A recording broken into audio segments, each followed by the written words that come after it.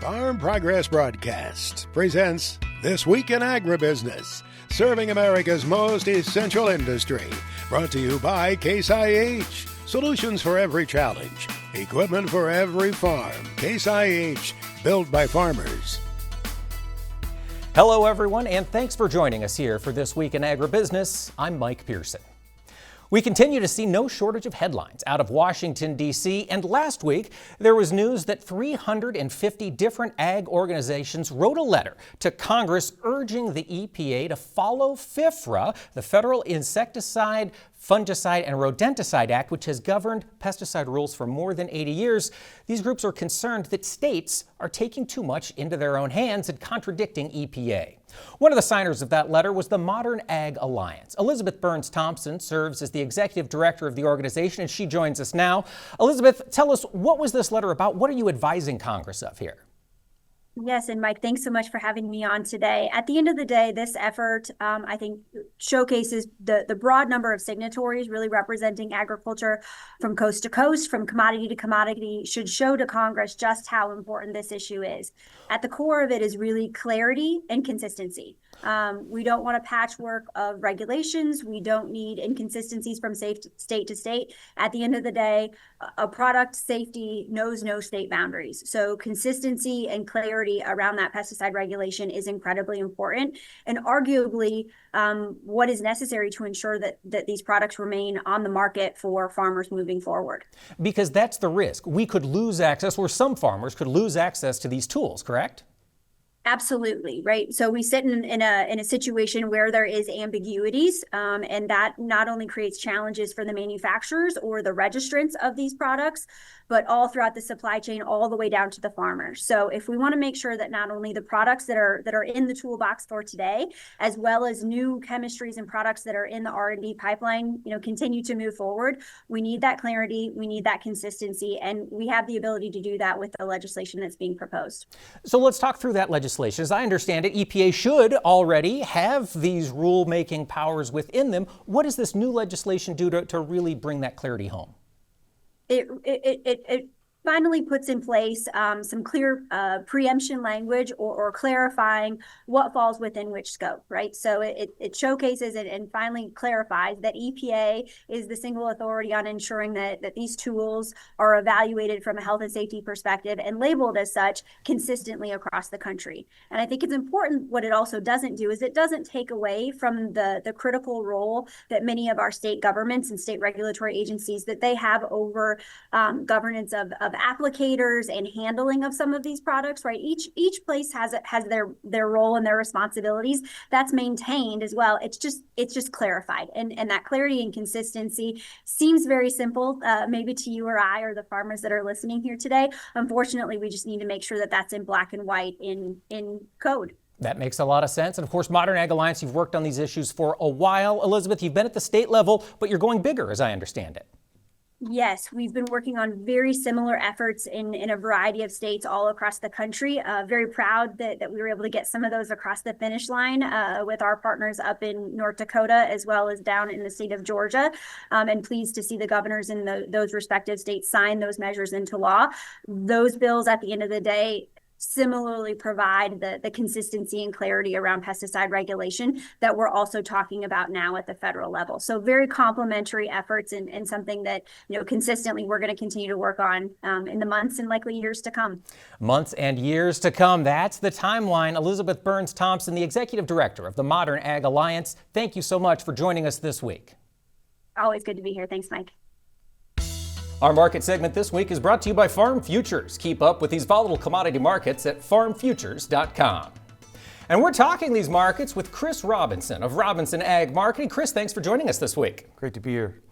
We saw the corn market. We've got it in the ground, at least in the western corn belt. Chris, what are your thoughts here as we look out to the future on new crop corn? Well, new crop corn, we haven't had much to work with as far as prices this year. We've had basically a 45-cent trading range. The high was 79 3/4. We went down to 34. This morning, as we're sitting here talking, we're kind of drifting lower, which is surprising because we did get kind of a lower than expected crop condition report. And we were sitting here talking before. When you get kind of bullish news and the market shakes it off, that's always a concern. But I think that the setup there is, are we going to hold 434? and then are we going to get a weather market? Because it's very similar setup to 2012. We have huge acres. Everybody knows it. The carryout's a little tighter than we had thought, but it really is going to come down here to the next 6 weeks like it kind of always does. Absolutely. The weather.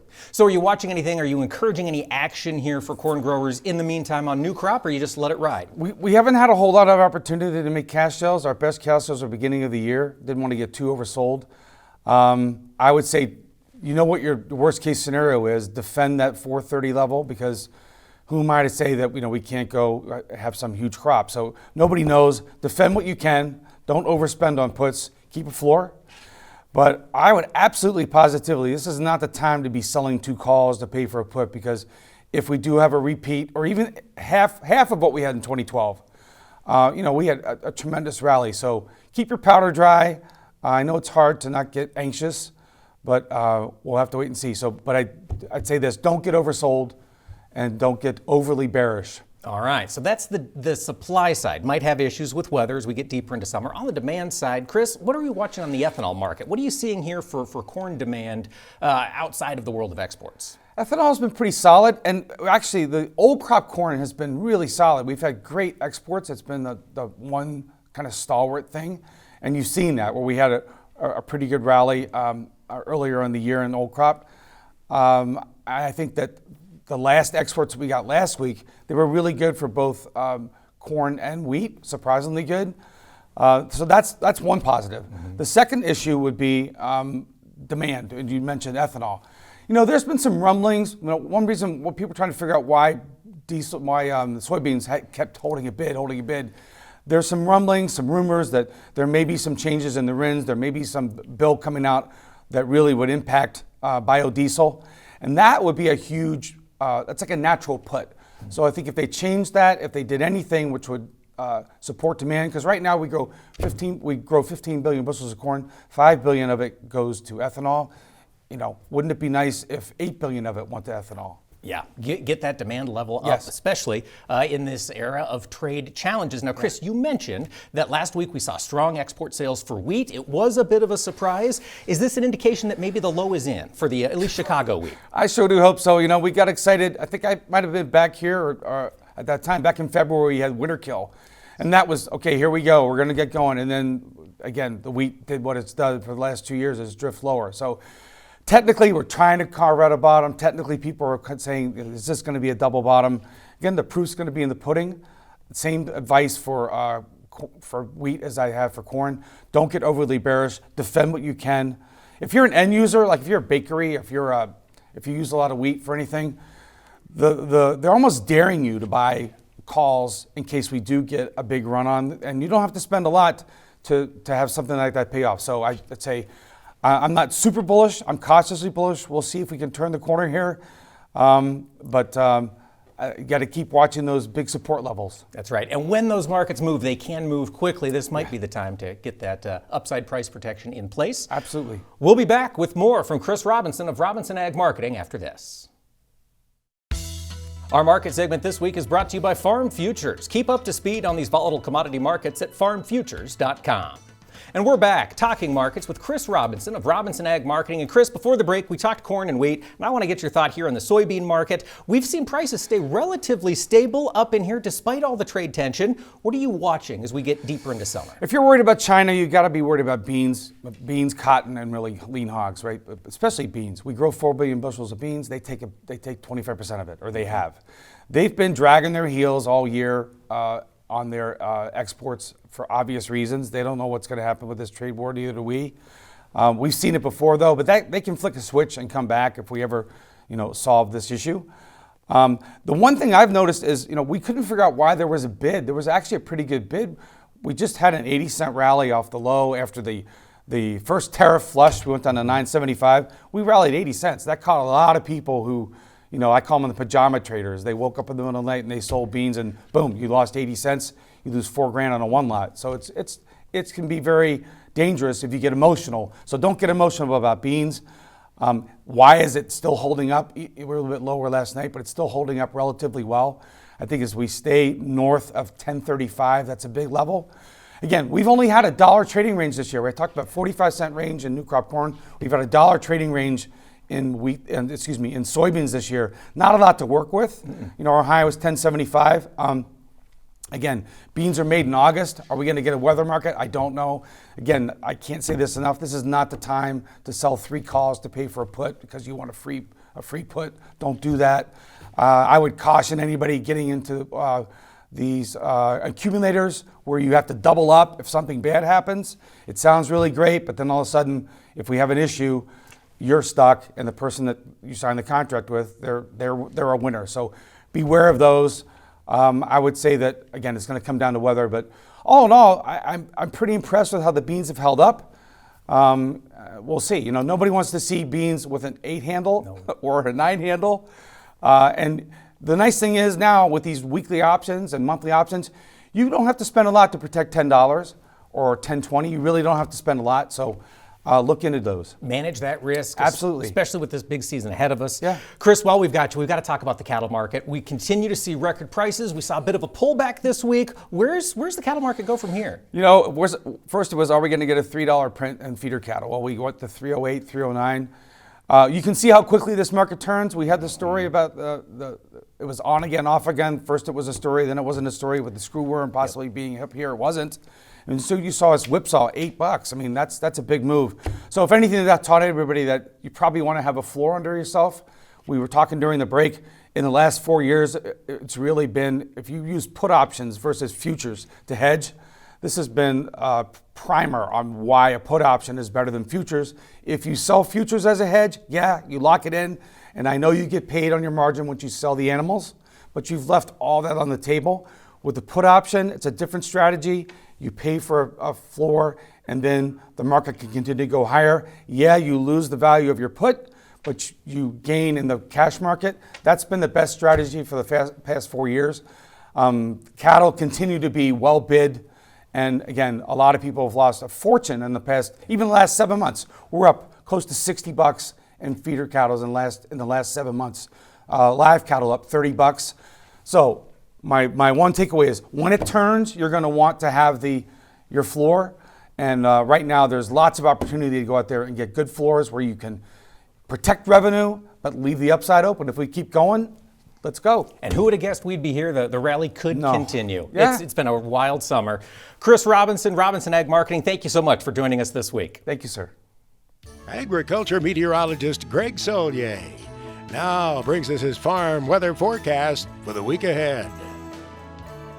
Yes, indeed. Greg Solier has been watching those maps and charts of the weather across the country. And Greg, as you cast your eyes west to the Pacific, what are you seeing up there this week?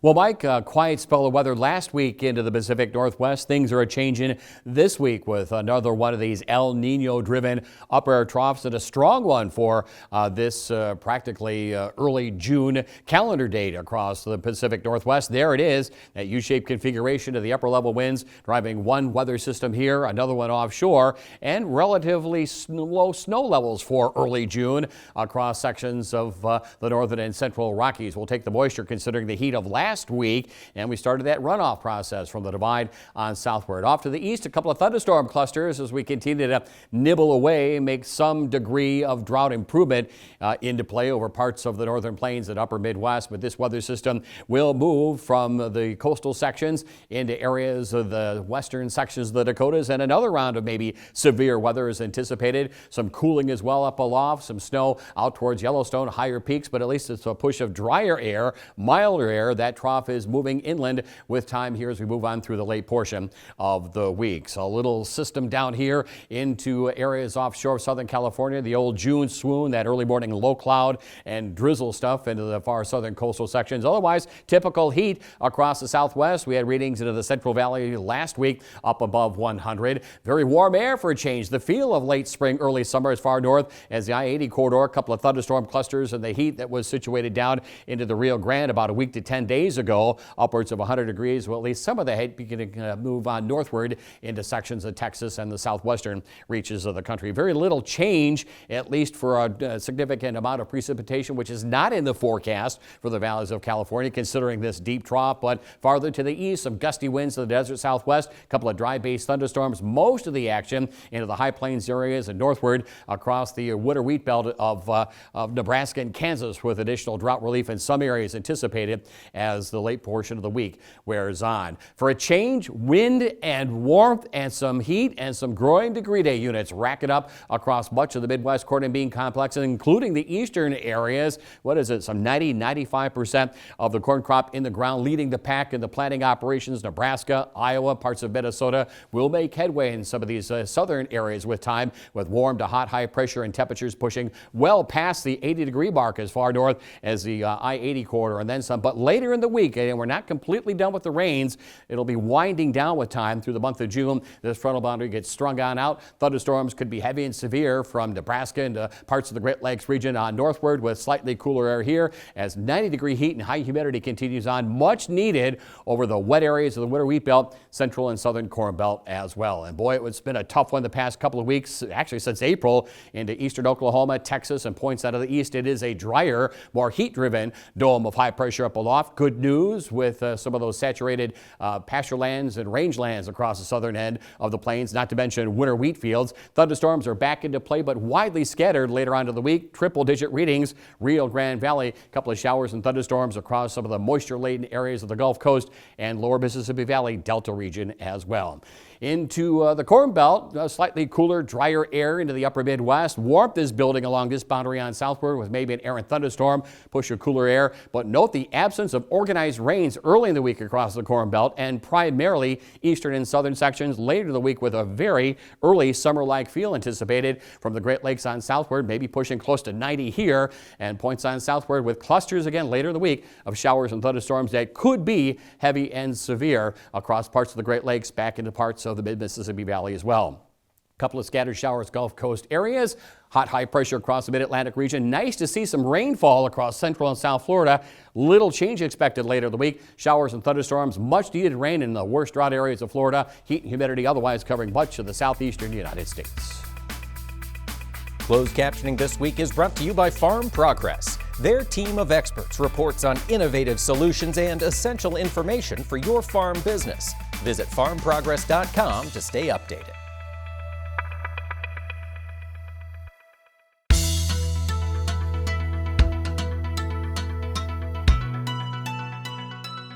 Welcome back, ladies and gentlemen. Thanks for joining us here for This Week in Agribusiness. Earlier in the program, we heard from Chris Robinson talking about the cattle market, and he talked about the importance of consumers. How much strength does the consumer have, and how much will they be willing to spend on proteins as we get into the summer? Well, there is a way to get an answer to that question, and it comes out monthly, and it's called the Meat Demand Monitor. It's put together by a team led by Dr. Glenn Tonser of Kansas State University. He's a professor of ag economics there for his day job. Glenn, thanks for joining us today. My pleasure. Thanks for having me on, Mike. So, of course, day job is professor of ag economics, but you also wear a number of other hats. Chief amongst them is working with the Meat Demand Monitor. Fill us in. What is the MDM and what does it do? Yeah, so the MDM is based here at K-State, as you noted. It's funded by the Beef and the Pork Checkoff. Since February 2020, it's been a deep dive sort of into all things domestic meat, consumption demand, preferences. Everything you can find from that nationally representative resident survey is on our Ag Manager website. I'll reference kind of, what we're looking like here in 2025, but we're now more than 5 years into this pretty deep project. So we're not going to touch on everything here, Mike. Those that want more details are welcome to, go to agmanager.info for more background. And agmanager.info, just to give another shout out, fantastic resource beyond the Meat Demand Monitor. Lots of great information on there for growers. So Glenn, let's talk about what we're watching here. We've got beef prices at the retail level at a record high. They have been there for over a year. How are consumers reacting on the beef side? Are they still willing to spend that kind of money? On balance, they are. And I want to impress on your listeners, we have two sort of conflicting trends in our economy right now. One is fairly high macroeconomic uncertainty. So some pessimism on what inflation might be in the future, what unemployment might be, and so forth. So that's a headwind against meat demand. But conversely, we have a very strong pro meat protein sentiment or environment.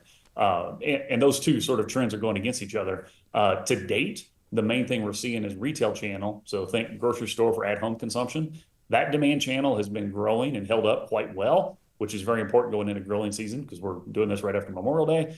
But we've seen some weakness in food service. And I think that reflects some of those offsets is the public wants meat protein, and it's not just beef. You brought up beef across the board here. But one of the ways they're responding to some economic challenges, or probably more carefully stated, uncertainty on what the future looks like, is they're going after the restaurants less. So they're doing more of that own food prep.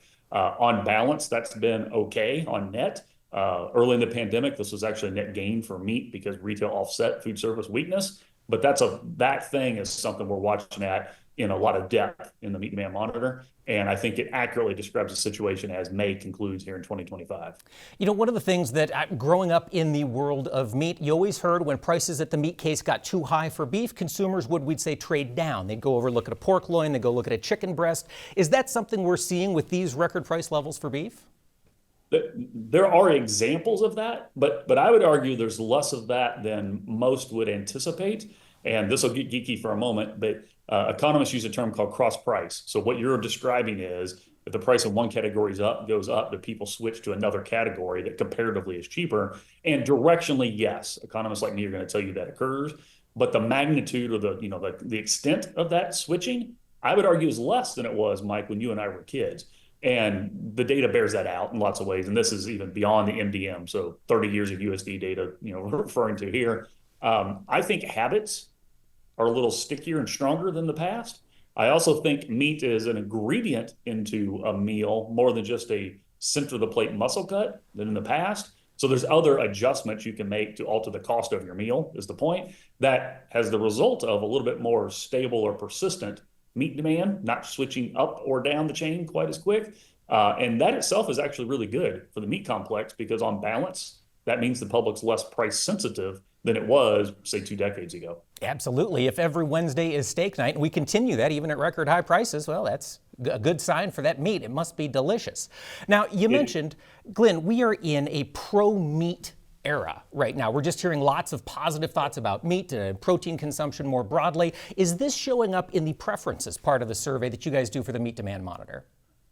100%. And that's why I'm very confident in that comment is we ask these residents, and it's over 3,000 U.S. residents every month. So this is a deep ongoing assessment in the MDM. How do you self-declare your diet? And well over 70% self-declare themselves as a regular meat consumer. An additional 10% say they're flexitarian. So they are also a meat customer, just maybe not 21 meals a week. And then we have vegan, vegetarian, and other to kind of round this out. The trends since 2021 in particular are actually a decline in the self-declared rate of vegan vegetarian and an increase in self-declared meat consumer. And even among those that self-declare they're a vegan vegetarian, there's actually a rate of that group that tells me early in the survey they had meat. So they're inconsistent in their response is the point. I'm not here to say, Mike, they're bad people. Don't take it that way. But we're underestimating the prevalence of meat consumption is the take home of that. So the prevalence of meat consumption is growing in this country. Meat is having a moment. And that's very bullish for beef, pork, and chicken kind of across the board. And it feeds into that price discussion we just had is there's more to it than just price, right? Taste is leading these decisions in lots of ways. Convenience is more important to the average American than it was in the past. There's lots of examples of that, but meat is definitely having a moment here in 2025. It certainly is, and it's good news for cattle feeders, pork producers, and poultry producers as they raise those animals. Dr. Glenn Tonser, Kansas State University ag economist, thank you so much for speaking with us this week. Thanks for having me on, Mike. And folks, remember, you can keep up to date with all the information on the Meat Demand Monitor by visiting the K-State website, agmanager.info. We'll be back with more after this. Farm Progress Broadcast presents This Week in Agribusiness, serving America's most essential industry. Brought to you by Case IH. Solutions for every challenge. Equipment for every farm. Case IH, built by farmers. Welcome back to This Week in Agribusiness. Summer's in the air, and that means our Max Armstrong is on the road again with BASF for our Plan Smart, Grow Smart series. This week, he's ventured up to northwestern Missouri to talk to a grower about his herbicide plans for the year.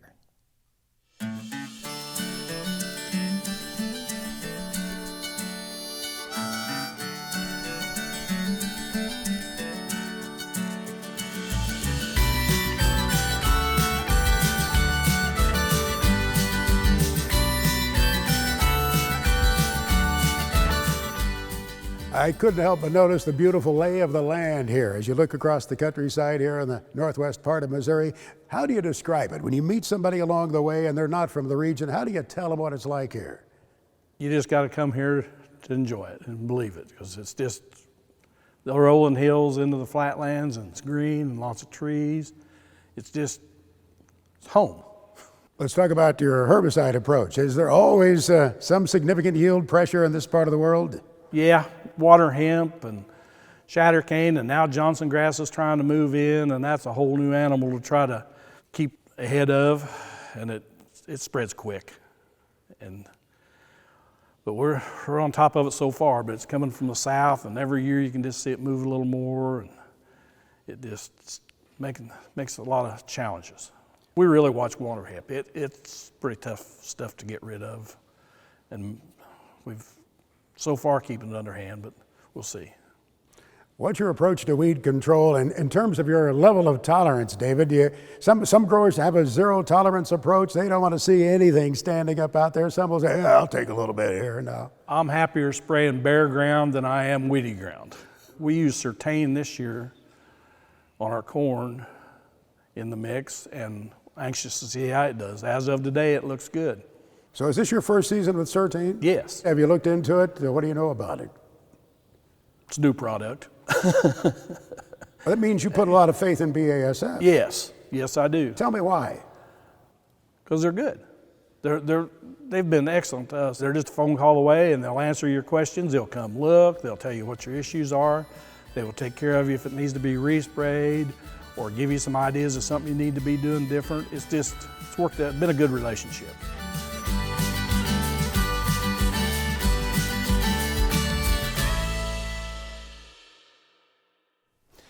Thank you, Max and David, for taking the time to speak with us this week. And folks, if you'd like to see all of the Plan Smart, Grow Smart series, visit the website, plansmartgrowsmart.com. Agriculture meteorologist Greg Solier returns now with his extended farm weather forecast for the country. Yes, earlier in the program, Greg Solier talked about the change in moisture coming to the country next week. Some folks are going to see a lot more precipitation. Greg, give us some details. Who's going to see the bulk of it next week? Well, Mike, that's right. A change in the weather pattern for the Pacific Northwest, really across much of the country. Much needed moisture in the Pacific Northwest will wind down some of these rains that have played out over the southern plains and down through Dixie. Not by much, but it's a start at least. And the likelihood of a number of days of dry time for the Corn Belt. But as the week wears on into areas of the upper Midwest, Great Lakes areas, especially the late portion of the week, some spots a half to an inch. Fair coverage with maybe severe weather prospects late in the week as well across the heart of the Corn Belt. At least a more scattered approach to the showers and thunderstorms down through Dixie, but a lot of heat and humidity as well in these wet and saturated grounds from the southeastern plains into the southeastern sections of the country. So kind of a win-win for everyone from a moisture standpoint, or the lack thereof, this week across the country. Let's take a look at the 4-week forecast here heading through the mid-stretch of June, and here is much needed heat, growing degree day units, and drying out of the fields from a more positive standpoint across the Corn Belt, including these southern areas. Warmth over about the eastern two-thirds of the country, a little troughiness over the west and Pacific Northwest. We're still driving weather systems here. This is probably going to shape up to be maybe a flash drought situation as we get later into summertime, July and August. Moisture here is welcome. Maybe severe weather across the middle part of the country. Note the evolving tropical systems, that intertropical convergence zone southeast across the open waters of the Atlantic getting active.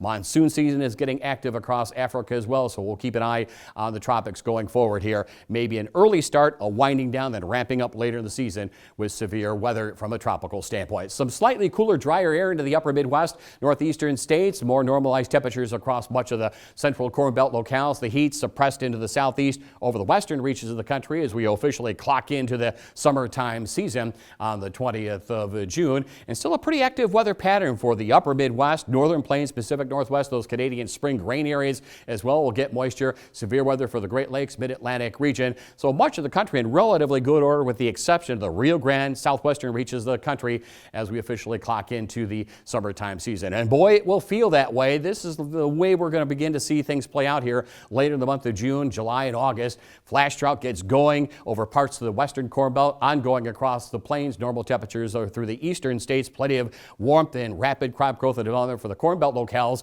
Moisture across the deep south, the eastern states, and looky here, tropics begin to get quite active for the end portion of June.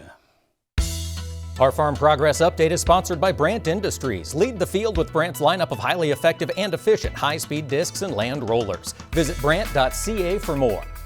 Well, it has been a busy several weeks in Washington, D.C., and that has meant a busy several weeks for Farm Progress's policy editor, Josh Bethke. He joins us now to talk through some of the big things that have moved in D.C. And Josh, thanks for taking the time to join us. Hey, always good to be here, Mike. One of the big pieces was we saw the budget reconciliation bill pass the House. Josh, there were a number of issues in there important to agriculture. What do we know about that bill so far? Yeah, with no farm bill in sight at this point, lawmakers are working to get some improvements to the Farm Safety Net program into this bill. So the version that came out of the House has, increased reference prices for all commodities, more crop insurance support. There's some language that would, legalize year-round E15. And, to get the extra spending for that, they made a lot of cuts to nutrition spending. Again, this bill is only through the House, so we have a break here. So, Congress is off this week, and then we'll see what happens to this bill in the Senate. Well, because that's the key, right? This isn't done yet. It has to go over to the Senate. Do you expect a lot of disagreements between the Senate Ag Committee and the House Ag Committee on the ag provisions? We're already seeing some disagreements. Specifically, like I said, there were about almost $300 billion in cuts to nutrition spending. Some of those cuts were achieved by passing costs along to the states. And some of the lawmakers on the Senate Ag Committee have already said, we're not sure if that math adds up. There's also just some general concerns about how much this bill overall will raise the deficit. So we're already hearing, and as well as some of the cuts to Medicaid that were used to pay for other parts of this bill. So we're already hearing there's some disagreement, and it just kind of remains to be seen how this has worked out. But, right now the Senate's going to go through a similar process to the House. They'll come up with their bill. And, if they get something passed, then the House and the Senate will have to reconcile from there. So a lot of work left to be done. There's some optimism, but I think it's going to be messy along the way. Plenty of time for headlines from policy work in Washington, D.C. as we get through the summer. Absolutely. Josh, we saw a lot of headlines related to the Make America Healthy Again panel. They released some recommendations this past week. Agriculture was watching closely. What did we learn? I've heard two thoughts on this. One thought expressed by Senator Chuck Grassley earlier this week is, in terms of some of the provisions related to agriculture, people were worried about. It's not as strongly worded as some had been concerned about. At the same time, there is some language, that is comes out against seed oils, some language concerning about pesticides. So again, it kind of remains to be seen. Is this document really going to lead to legislation, or is it just kind of a statement of, what the secretary believes, and does it not go anywhere? I think that's the biggest question, is what impact will this report ultimately have? All right, so it's out there. Now the question as we move forward is how do we grapple with it? And of course, Josh, just before we let you go, we got some news this week. Tariffs are on halt, at least for the time being, as I understand. At least as of this recording, yeah. A judge on Thursday ruled that the president didn't have the authority to enact all of the tariffs that he imposed, earlier this year. The administration is appealing that ruling. I think you can expect this one to work its way through the court, and we'll see, what the final ruling is. But obviously, President Trump is not just going to take this ruling. He's going to fight it pretty hard. He will indeed. Josh Bethke, policy editor with Farm Progress. Thanks for talking with us this week. Hey, always good to be here. Now on This Week in Agribusiness, it's Max's Tractor Shed, where we spotlight another great American farm tractor. In the shed this weekend, it's as much about the loader as it is the tractor. Max's Tractor Shed is brought to you by Lundell Plastics. If you go to their website, you'll see they have a variety of products there. Products for the planting season, products for the combine, and for livestock farms. Sorting panels, gate wheels, livestock trailer winter kits made of powerful, durable polyplastic. That's LundellPlastics.com. Well, now this tractor in its own right is a mighty fine-looking Farmall H, made in 1941. However, the loader is what gets your attention. It got my attention, all right. Let's take a look at this tractor that was used at Worthington, Minnesota.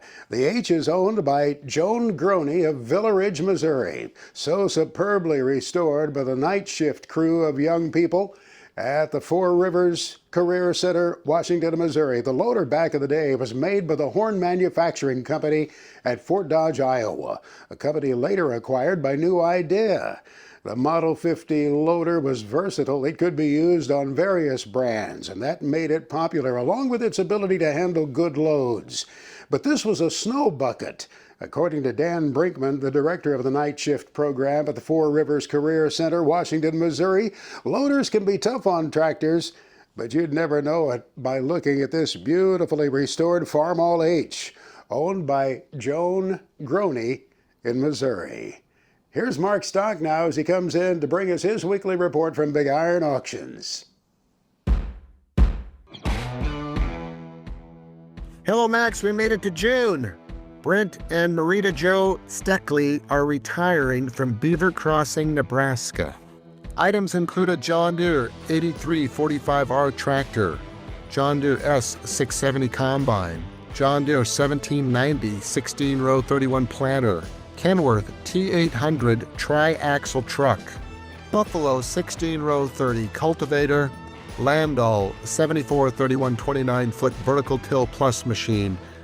Teach Out Retirement Sale in Shenandoah, Iowa features Case IH Early Riser 1250 16-row 30 planter, Freightliner Century Class semi-truck tractor, Case IH Magnum 275 tractor, Case IH 7230 combine, Kinsey 1040 row crop grain cart, and Wheeler Trucking LLC from Watertown, South Dakota will sell a 2015 Peterbilt 389 tri-axle semi-truck, Kenworth W900 truck, Beal tri-axle belly dump trailers, a Caterpillar 980K wheel loader, and the lot in Hamilton, Illinois is getting full for the June 17th No Reserve Dealer and Farmer Machinery Auction. Visit Sullivan Auctioneers and BigIron.com.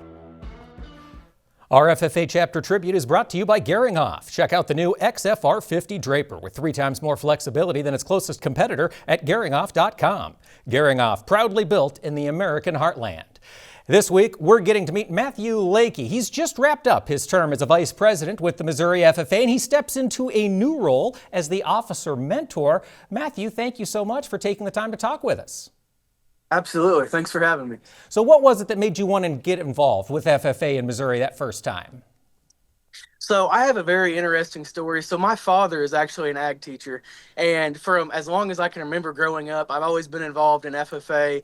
I pretty much grew up in the ag building, following chapter officers along to important events. So it was just kind of a family thing for me. All right, so you kind of grew up in it, and then of course you moved into it, established some leadership positions. And what was it about leadership that made you want to take a role? I think that having the opportunity to impact people and lead people in the right way is very, very important and very special to me.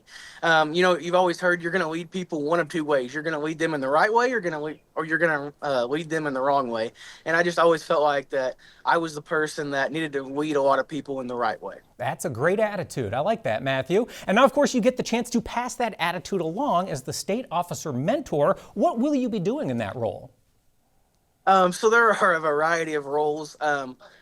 in that, a variety of things that I'm going to be doing in that role. Two things that I really want to focus on is the advising role, helping these FFA state officers to connect with FFA members as well as ag industry professionals, and then also the supporting role, supporting these kids throughout their year of service. So many times throughout these kids' year of service, challenges will arise, and I want to be that person that these kids can confide in. Excellent. A local expert they can turn to for guidance when things get tough.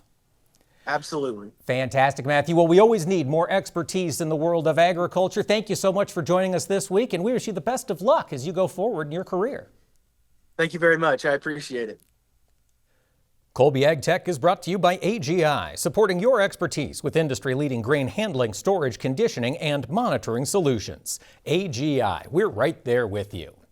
This week, Chad's got a piece of hardware for your farm that lets you do more with less. I'll let him explain. Looking at cornfields this time of year, it's not uncommon to have a lot of variability out in the field. And one of the things that a lot of producers are looking at, how to be more efficient with their application side of things in terms of fertilizer application. And there's been a lot of great studies that show the benefits of doing this. And on this week's tech segment, I've got some special guests to share some of that information. One of the most valuable studies that I've seen over the last several years has been a study that Corey Mulbauer, one of our research and development agronomists, did in conjunction with Tim Smith down at CropSmith and Dr. Mulvaney at the U of I. They took a form of nitrogen, N15, that they could apply to the soil and track pound for pound what gets into the plant. They started off with a broadcast application that was incorporated into the soil and compared that to a dual band application with that planter. What they found is a 3-year average showed that the broadcast application only took 16% of the applied nitrogen into the plant tissue. The dual band doubled that uptake efficiency in that time frame. And what's neat about that is we can actually use some very simple technology on the planter and carry that over into subsequent passes. Clayton, talk a little bit about some of the technology on your show stand here, which is the same as your planter, that you guys are moving over on your side dress bar. Yeah, Chad, so as a dealer and a farmer, we implement a lot of this technology. What I have in my hand here is EMHD, and so we are doing row-by-row control and monitoring. Entails a ball valve and a flow meter, turbineless flow meter is what we call it, EMHD, and so that prevents any restrictions or blockages that we've had in previous products.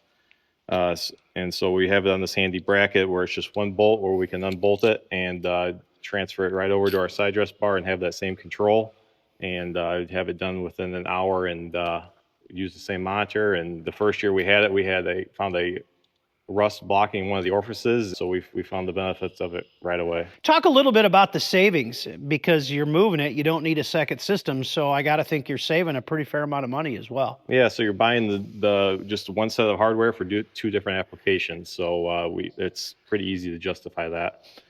You know, the thing about technology like this, it allows farmers to maybe even try some different products. Be sure to join us next week on our tech segment as we talk about some different products that you can try if you're already using side dress to maybe look at things a little bit different than you have in the past. For This Week in Agribusiness, I'm Chad Colby. Thank you, Chad. It's incredible what we can do with some of this technology nowadays. Folks, stay with us. When we come back, we'll take a look ahead to Dairy Month.